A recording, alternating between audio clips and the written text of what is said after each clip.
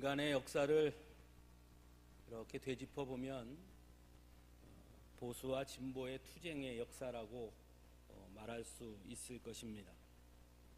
여기서 보수와 진보란 현재 우리 사회에서 쓰이고 있는 정치적 성향에 대한 말씀은 아닙니다. 다른 말로 표현하면 안정과 변화라고 할 수 있을지도 모르겠습니다. 항상 인간은 안정적인 것을 추구하고 그래서 그 길을 향해 나아가지만 또 한편으로는 새로운 것에 대한 동경을 갖게 되어서 그 두 사이에 끊임없는 투쟁의 역사가 바로 인간의 역사다라는 것입니다. 인간이 안정을 추구하는 가장 근본적인 이유는 아마 그 이면에 있는 두려움 때문이 아닐까 하는 생각을 해보게 됩니다. 익숙하지 않은 것에 대한 생소함, 또 새로움과 변화는 어쩌면 우리 인간에게 주는 가장 근원적인 두려움이 아닌가 하는 것이죠. 그래서 우리도 익숙하지 못한 곳에 또는 생소한 곳에 가게 되면 떨림도 있지만 기대도 있지만 또 한편으로는 두려움을 갖게 되는 그것이 사람의 모습 아니겠습니까? 그러다 보니 자꾸 익숙한 것에 머물러 있고 싶은 그런 욕망이 생기게 됩니다. 그러다 보니 익숙한 사람, 익숙한 환경에 머무르려고 하고 그것을 지키려고 하는 성향으로 나타나게 되는 것이죠. 그렇게 익숙한 곳에서 익숙한 사람들과 머물러 있을 때 사람은 안정감을 느끼게 되는 것입니다. 이러한 성향은 때로 우리에게 큰 장점을 가져올 때가 있습니다. 무엇보다 안정감을 느끼게 된다는 것이고요. 그러다 보니 서로 내적 결속력이 강화되는 그런 모습으로 나타나기도 합니다. 특히 우리 사회에는 여전히 그런 것이 매우 강하게 남아있지요. 애향심, 애교심, 애국심, 어쩌면 이런 것도 그러한 서로 익숙한 것들 사람들끼리 모여있는 그것을 지키기 위한 마음에서 비롯됐다라고 볼 수도 있을 것입니다. 그런 면에서 이렇게 안정을 추구하고자 하는 인간의 욕망은 때로는 매우 긍정적인 영향을 나타내기도 합니다. 하지만 그에 반해 너무 안정만을 추구할 때는 부정적인 면도 나타나는 것을 볼 수 있습니다. 즉 변화에 둔감해지고 때로는 너무 자신들 것만을 지키려고 하다 보니 배타성으로 나타나는 경우도 있습니다. 우리끼리만 강조한 나머지 자신들의 울타리 밖에 있는 사람들을 배제하고 소외시키고 심지어 차별하는 모습으로 나타나게 되기도 하고 그래서 때로는 너무 폐쇄적인 모습으로 나타나서 결국 내적으로 부패할 수 있는 그런 모습으로 나타나는 경우가 있음을 보게 됩니다. 이러한 현상이 지속되면 결국 그 공동체는 스스로 부패하고 강제적인 외부적 도전을 받게 되고 때로는 그래서 도태되는 위기를 맞이하게 되는 것도 볼 수 있습니다. 그렇다고 새로운 것을 지향하는 것이 무조건 옳거나 좋은 것은 또한 아니겠지요. 새로운 것만을 추구하다 보면 어떤 경우에는 자신들의 정체성마저 잃어버리는 경우가 생기기도 하고 공동체성이 훼손되기도 하고 그래서 분열을 겪게 되는 경우도 있습니다. 또한 새로운 것에 대한 변화에 대한 시도와 도전은 항상 실패라는 결과에 대한 부담감을 가지게 될 수 있다는 것입니다. 하지만 그와 반대로 장점도 있죠. 새로운 변화를 추구함으로써 한 곳에 머물러 있지 않고 날마다 변화의 물결 속에 발전을 이룰 수 있는 계기가 될 수 있다는 것입니다. 문제는 오늘을 사는 우리들 역시도 이 안정과 새로운 도전, 즉 변화 사이에서 수없이 갈등하며 고민하며 살아가고 있다는 것입니다. 세상 속에서도 그런 고민과 그런 갈등을 겪지만 신앙 안에서도 우리는 고민하고 갈등하게 됩니다. 과연 오늘의 현실 속에서 우리의 신앙은 어떤 모습으로 나아가야 하는 것일까 하는 고민을 하게 됩니다. 과연 성경은 우리에게 무엇을 말씀하고 있습니까? 무엇을 지키고 어떤 변화를 어떻게 받아들여야 한다고 우리에게 가르쳐주고 있는가 하는 것입니다. 오늘 우리가 함께 살펴본 말씀 또한 그 두 가지의 갈등이 매우 크게 나타나고 있는 모습을 보여줍니다. 사도행전 10장에 보면 베드로는 이방인이었으며 이달리아 부대의 백부장이었던 고넬료의 초청을 받고 고넬료의 집에 머물게 됩니다. 그에게 세례를 베풀게 되지요. 그 소식을 들은 예루살렘에 있던 유대인들이 베드로를 비난합니다. 어떻게 무할례자, 즉 이방인의 집에 머물며 그와 함께 음식을 먹을 수 있느냐는 것이었습니다. 여기서 중요한 것은 오늘 본문에 유대인, 이방인이라고 표현하지 않고 할례자들, 무할례자들이라는 표현으로 등장하고 있다는 사실입니다. 즉 유대인과 이방인으로 구분하지 않고 할례자와 무할례자로 구분하고 있다는 것은 그들 모두가 이미 초대교회 안에 있는 그리스도인이라는 점을 의미하고 있다는 것입니다. 다시 말해서 할례자들이란 유대 그리스도인, 즉 유대인이면서 그리스도인을 말하는 것이라면 무할례자란 이방인이면서 그리스도인들을 의미한다라는 것이죠. 그러므로 오늘 본문은 비록 교회 안에 공동체 안에 함께 있음에도 불구하고 유대 그리스도인들과 이방인 그리스도인 사이에 큰 벽이 존재하고 있었음을 보여주는 것이라 할 수 있습니다.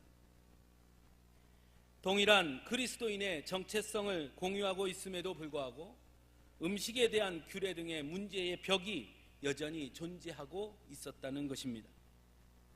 그래서 무할례자들인 이방인들과 함께 식사를 한다는 것은 할례받은 유대 그리스도인들의 입장에서 결코 받아들일 수 없는 일이었다라고 오늘 본문에서 말하고 있는 것입니다.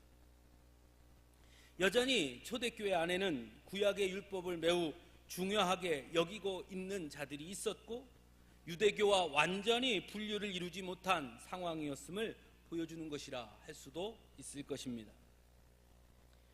유대인 그리스도인들의 입장에서는 음식 규례나 안식일 규례 또는 할례 등은 매우 중요한 반드시 지켜야 하는, 반드시 지켜나가야 하는 그런 전통이라고 여겼고 이것이 무너지면 유대인은 하나님의 선민이라는 자신들의 우월성이 무너지고 곧 그것은 자신들의 신앙적 정체성에도 매우 큰 문제가 생긴다고 판단할 수 있었을 것입니다.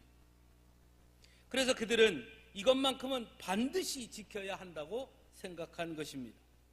그래야 안정적인 공동체를 이룰 수 있다고 여겼는지도 모르겠습니다.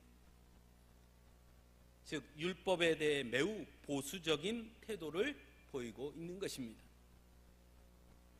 그런 측면에서 본다면 베드로의 행위는 절대로 받아들여질 수 없는 것이었습니다. 우리가 잘 아는 것처럼 사실 베드로도 유대인이었습니다. 그리고 오늘 본문에서도 말하는 것 보면 내 입에 속된 것을 한 번도 입에 댄 적이 없습니다 라고 말하는 것으로 보아 그 역시도 율법에 대해 매우 보수적인 태도를 취하고 있었던 사람이었음을 알 수 있습니다. 그러나 오늘 본문에 보면 결과적으로 베드로는 이방인 그리스도인이었던 고넬료의 집에 머물렀고 그와 함께 식사했으며 그에게 세례를 베풀어 주었습니다. 즉 결과적으로는 자신의 생각을 깨트리고 새로운 변화를 수용했던 것입니다. 오늘 본문에서는 베드로가 왜 자신이 그런 선택을 하게 됐는지 유대 그리스도인들 앞에서 설명하고 있습니다. 그는 무엇보다 먼저 환상을 이야기합니다.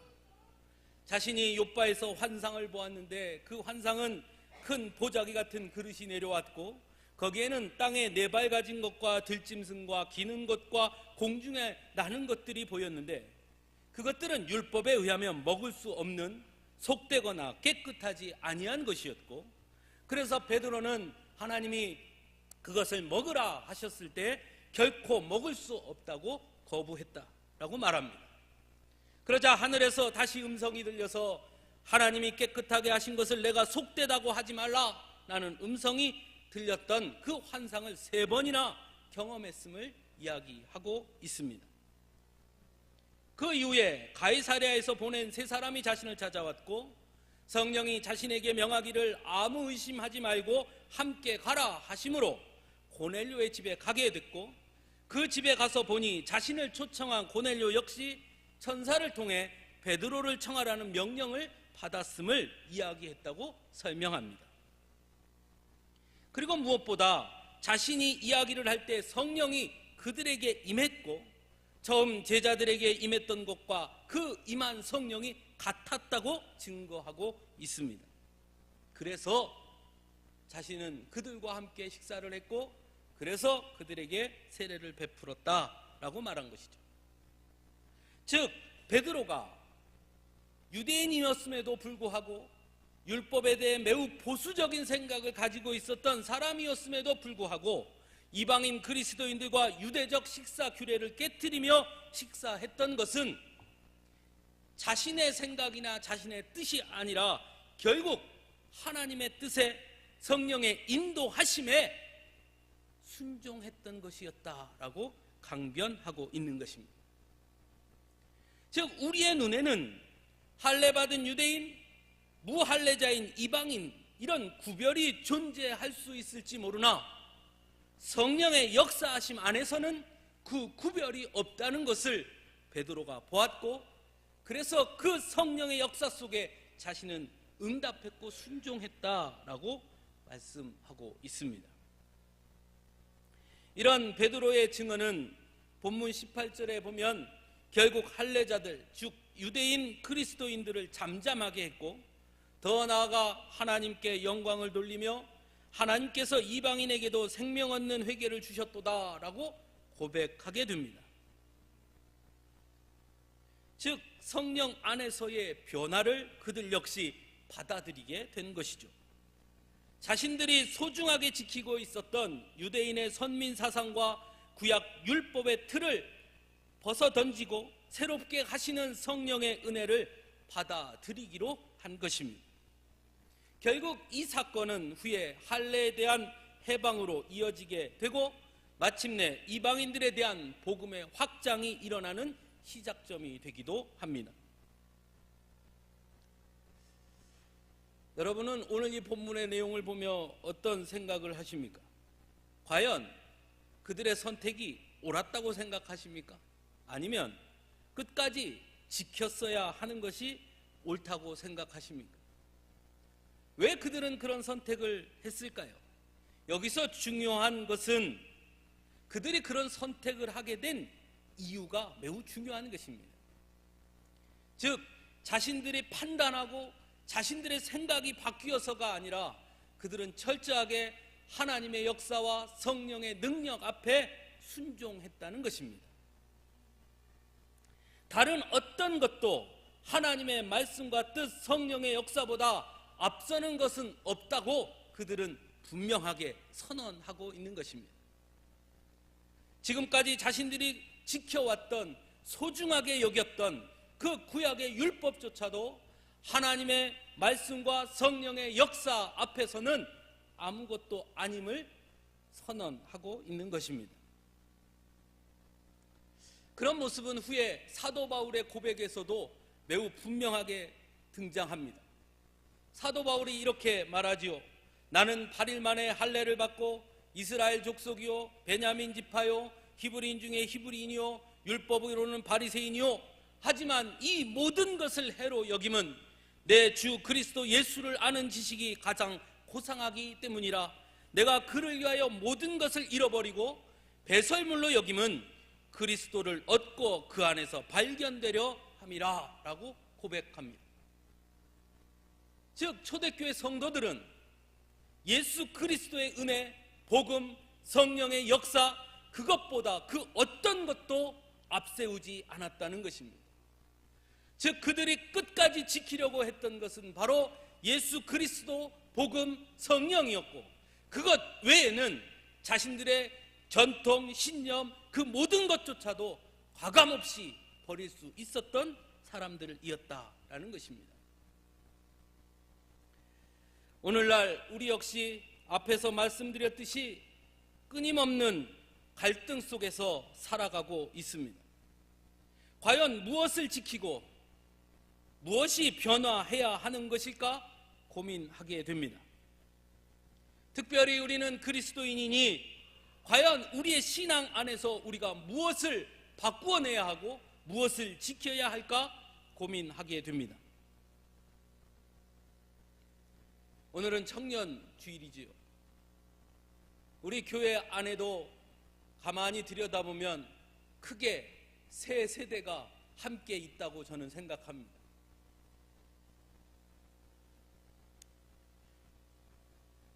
독재 시대를 살아왔던 분들이 계십니다. 그리고 그 자녀들이 있지요. 그리고 우리 교회는 그 자녀들의 자녀들이 있습니다.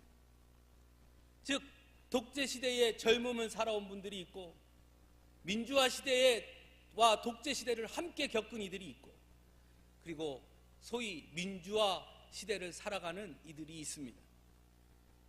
어제는 5.18 39주년이 되는 날이었습니다. 우리 교회는 그 5.18을 들여다보면 5.18을 실제로 겪었고 경험했던 분들이 있고, 5.18 때 어려서 잘 알지 못하지만 그렇게 함께 역사의 수레바퀴를 걸어왔던 이들이 있고, 그것을 겪지 못하고 이후에 듣기만 하고 미디어를 통해 보기만 한 세대가 있지요. 이렇게 세 세대가 살아갑니다.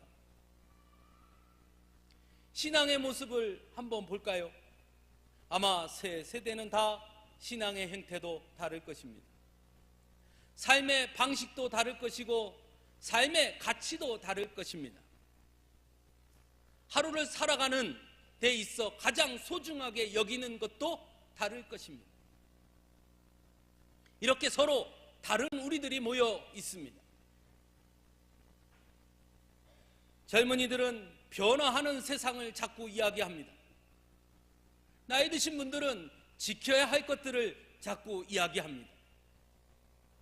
과연 그런데 무엇을 지켜야 하고 어떻게 변화해야 하는지는 잘 얘기하지 못합니다. 정말 이것까지도 변화해도 되는 것인지, 정말 이것을 여전히 지켜야 되는 것인지 우리는 서로 이야기하지 않습니다. 오늘 우리가 함께 본 본문은 초대교회 안에서 변화와 그리고 안정, 즉 지켜야 할 것들에 대한 아주 진지한 토론이 그 안에서 있었음을 우리에게 보여줍니다. 교회 안에 들어오고 있는 이방인, 무할례자들, 그리고 여전히 유대적 전통을 지키고 있는 유대적 그리스도인들, 과연 그 사이에서 이 교회 공동체를 어떻게 이루어갈 것이며 무엇을 바꾸고 무엇을 지켜야 할 것인지에 대한 심각한 논쟁이 바로 오늘 본문의 그 중심에 있는 것입니다. 우리 또한 이제는 고민해야 할 때입니다. 과연 한국의 교회가 이 오늘의 이 시대에 어떤 모습으로 서야 하는지 진지하게 고민해야 합니다. 세상 사람들은 기독교가 변화에 둔감하지 못하고 너무 고루해졌고 보수적이라고 말하기도 합니다. 그래서 젊은이들이 찾아올 수 없는 그런 집단이 되고 말았다고 말하는 분도 있습니다. 즉 변화에 대한 외부적 도전이 그 어느 때보다 강하게 일어나고 있는 것 또한 사실입니다. 그렇다고 무조건 세상의 변화에만 발맞추어 가는 것이 그럼 옳은 것일까? 그것은 분명 아닐 것입니다. 우리가 지켜야 하는 것은 무엇일까? 그것이 확실하고 분명하다면 변화의 요구에도 우리는 능동적으로 대처할 수 있을 것입니다. 그것에 대한 확신이 없기 때문에 어쩌면 우리가 변화를 무시하고 있는지도 모르겠습니다. 사랑하는 성도 여러분, 성경은 성도를 가리켜 이렇게 말씀합니다. 그런즉 누구든지 그리스도 안에 있으면 새로운 피조물이라, 이전 것은 지나갔으니 보라 새 것이 되었도다. 성도란 누구냐? 새로운 피조물이다. 성도란 누구냐? 새 것이 된 사람들이다. 항상 새롭게 변화하는 자가 곧 성도다. 그러니 성도는 변화하는 자고 교회도 변화하는 공동체가 되어야 한다. 그런데 아주 중요한 것을 잊으면 안 됩니다. 그리스도 안에 있으면이라는 말씀입니다. 우리가 변화해야 하지만 절대로 변화하지 말아야 할 것이 분명히 있다는 사실입니다. 그것은 바로 오늘 본문에서 보여주고 있는 것처럼 성령의 역사하심과 예수 그리스도의 복음과 하나님의 말씀에는 변화를 할 수도 없고 변화해서도 안 된다는 것입니다. 그것을 잊지 말아야 합니다.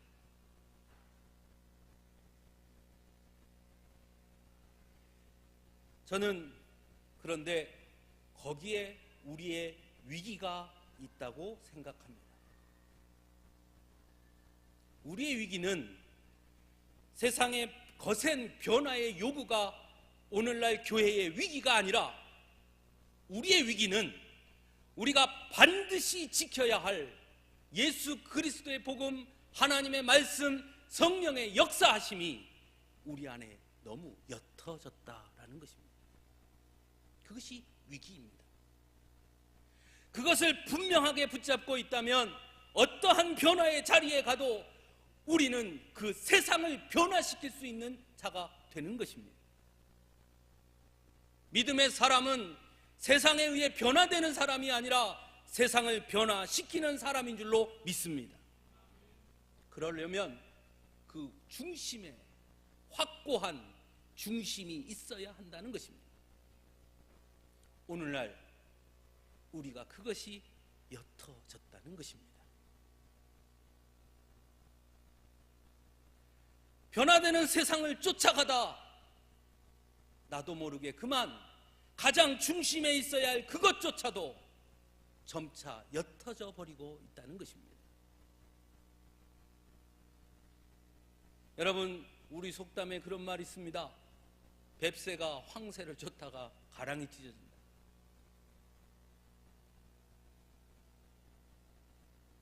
여러분, 조금 솔직해질 필요가 있습니다. 우리 이 시간에 좀 솔직해져 봅시다. 저부터 좀 솔직해져 볼까요? 목사하면서 부자 되기를 꿈꾸면 가능해질까요? 어떻습니까?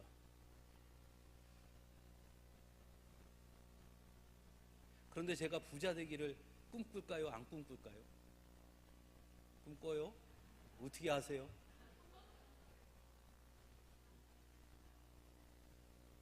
여러분, 믿음 안에 살면서, 하나님 말씀 안에 살면서, 성령의 역사와 능력을 의지하면서, 그러면서 세상적으로 부유해지고 세상적으로 명예도 얻고 세상적인 권력을 얻고 살아간다는 거, 여러분 그거 솔직히 얘기해 보십시오. 가능할 것 같습니까? 가능하다고 생각하십니까? 내 이웃을 내 몸과 같이 사랑하고 내 형제가 궁핍하면 먹이고 나눠주고 오른뺨을 치면 왼뺨을 내놓고 속옷을 달라 하면 겉옷도 주고 하나님 앞에서 항상 정직하며 하나님을 두려워함으로 살며 거짓되지 살지 않고 항상 신실하게 살아가면서 이 험악한, 때로 어떤 분들은 약육강식 같은 정글과 같은 세상 속에서 믿음의 순결을 지키며 거룩함을 지키며 살면서 세상 사람들보다 더 부유해지고 더 강해지고 더 많은 권력을 누리며 여러분 살 수 있다고 여러분 솔직하게 한번 얘기해 보십시오. 가능합니까? 어떠세요?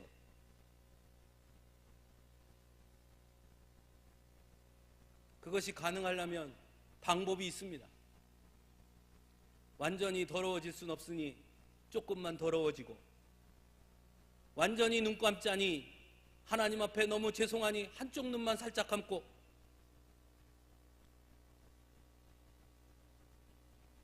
알고도 안 할 순 없으니 몰랐다 하고, 봐도 좀 못 본 척하고, 어쩔 수 없지 하며 좀 타협도 하고, 그렇게 살면 그럼 되겠지요. 어쩌면 오늘 우리는 그래서 고민합니다. 그렇지요? 그래서 고민하는 거예요. 정말 하나님의 말씀, 하나님의 뜻, 성령의 역사하심, 예수 그리스도의 복음만 가지고 살 수는 없는 현실 속에서 과연 우리는 어떻게 해야 하는지, 정말 이렇게 살고 싶은 마음도 있으나 그렇게 살기에는 너무 감당할 것이 많고, 그렇다고 눈을 질끈 감고 이렇게 가자니 그건 또 아닌 것 같고, 그래서 갈등하죠. 문제는 이제는 그 갈등조차 무시하려고 한다는 것입니다. 어느 누구도 완벽하게 지금 이 시대 속에, 오늘의 현실 속에 완벽하게 나는 오직 하나님의 말씀과 하나님의 뜻과 성령의 역사하심과 예수 그리스도의 복음 안에 100% 담긴 삶을 나는 살 수 있습니다 라고 말할 수 있는 자는 아마 아무도 없을지 모릅니다. 51대 49, 49대 51 왔다 갔다 하는 것이죠.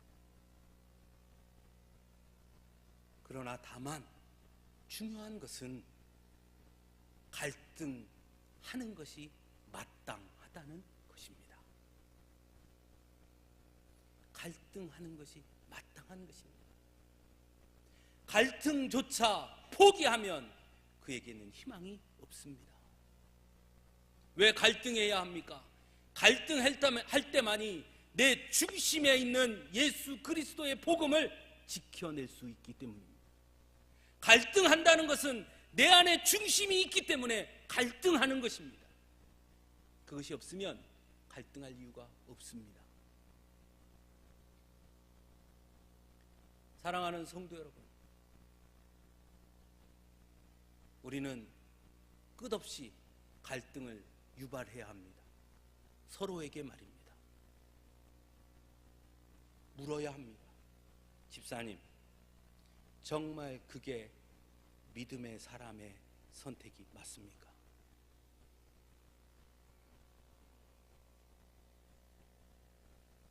청년들에게 물어야 합니다. 너 지금 그것이 정말 믿음의 사람의 선택이라고 확신합니까? 고민해 봤습니까? 무엇이 옳은지 생각해 봤습니까? 당신의 선택 그 안에 중심을 지키고자 하는 것, 그것 포기하지는 않았지요? 그것은 있어야 하는 겁니다.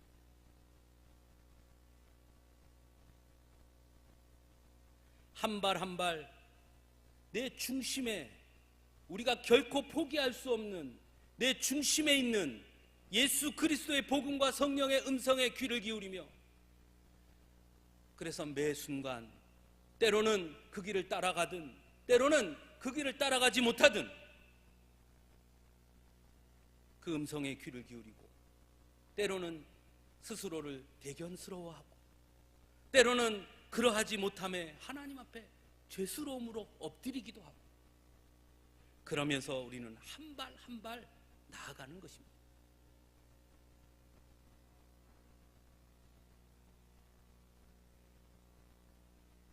어떤 분이 그런 얘기를 하는 것을 들은 적이 있습니다. 예수 믿는 건 믿으면 믿을수록 점점 더 어려운 것 같다고. 제가 그분에게 이렇게 대답했습니다. 제대로 믿고 계신 것이라. 그게 제대로 믿는 것입니다. 예수 믿는 건 쉬운 일이 아닙니다. 예수를 믿는 건 쉬울 수 있습니다. 제대로 믿는 건 쉬운 일이 아닙니다. 순간순간 작은 일에 끊임없이 갈등을 하는 것입니다. 내 중심에 있는 음성에 귀를 기울이는 것입니다. 이 순간 내 안에 있는 주님은 뭐라 하시는가?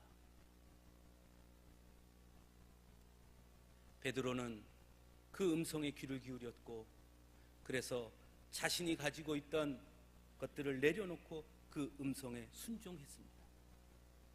초대교회 성도들 역시 마찬가지였습니다. 그리고 그들의 그 발걸음은 결국 온 세상에 복음의 전파로 나타났습니다. 오늘 우리도 마찬가지입니다.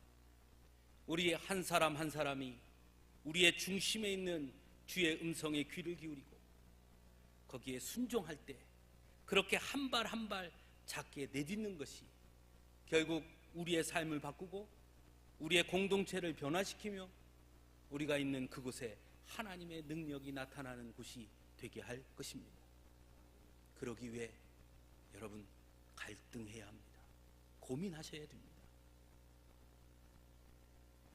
어떤 분이 저한테 그런 얘기해요. 목사님, 그렇게 하면 성도가 안 늡니다. 왜요? 교회 오면 좀 복 받습니다. 잘 됩니다. 그리고 설교 시간에 좀 웃고 즐겁게, 세상에서 스트레스 받아갖고 힘들어 죽겠는데 왔는데 왔더니 더 스트레스 받게 하니 그거 와서 듣고 싶겠습니까? 그래서 제가 이렇게 답했습니다. 세상 살면서는 스트레스를 받으면서까지 살면서 영원한 생명을 위해서 그 1시간 스트레스 받는 것도 싫습니까?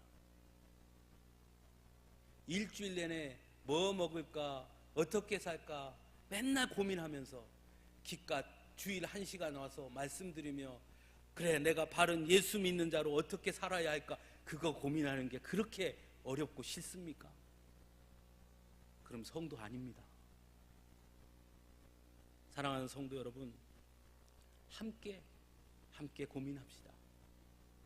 우리가 같이 고민하고 같이 힘을 내고 같이 격려하고, 그래서 완전할 수는 없지만 51대 49, 그 다음은 52대 48, 그 다음엔 60대 40, 이렇게 한 발 한 발 더 그 중심의 음성에 귀 기울이는 자로 살아야 하지 않겠습니까? 우리의 자녀들에게도 그것을 가르쳐줘야 되지 않겠습니까? 하나님은 그런 자들을 기뻐하시는 줄로 믿습니다. 함께 기도하겠습니다.